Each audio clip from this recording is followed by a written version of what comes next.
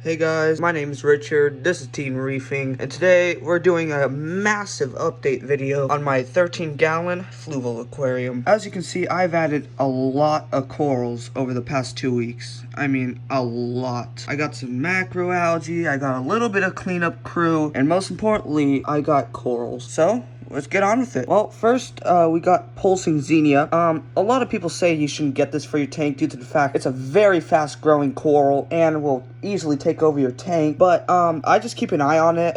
It hasn't been growing too much, so, I mean, it gives nice texture to the tank, too, and I really like the pulsing movement. Over here, we have some Recordia Floridas, green and blue. Very beautiful right there. We have a Tangerine Bliss, Rhodactis. We also have a small Zoa garden. Over here we got the Star Fox Zoas. We have a Purple Monster Zoas. And we got the Eye of Ra Zoas. And now over to this rock, we have a Recordia Yuma Gold. We have a regular toadstool. We have the only LPS in my tank, Duncan Coral. We have a Superman Discoma, Jungle Juice Zoas, and a red xenia. These don't spread as fast as these guys, and they do not pulse. I also added some Codium SP algae. This helps absorb most of the nutrients and nitrate and also phosphate, and I really recommend it for your tank. It also kind of gives kind of a branchy texture. Next, I've added some cleanup crew. As you can see, I have some Astrea snails. They are very good cleanup crew.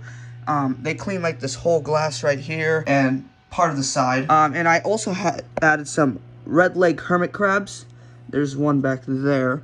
They help usually just move around the sand for, you see like that algae buildup, they'll like move it around, just make it all white.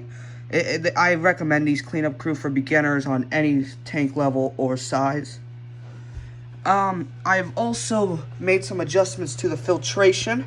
I usually replace the GFO and carbon every 2 weeks.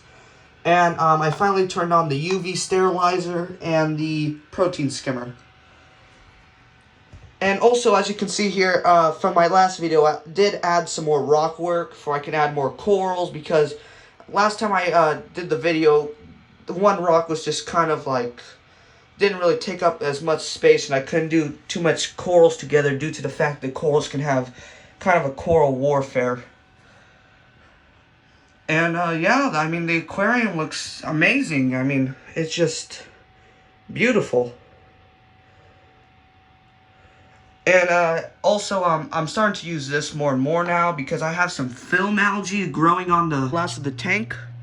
I sometimes do it here if the snails don't get it all, but most of the time they get it. But if not, I just scrape it. I mean, I really recommend this, guys. I mean, it's just easy. I mean, look at that. Like, it scrapes like any algae off the glass. Aiptasia, film algae, regular algae, hair algae.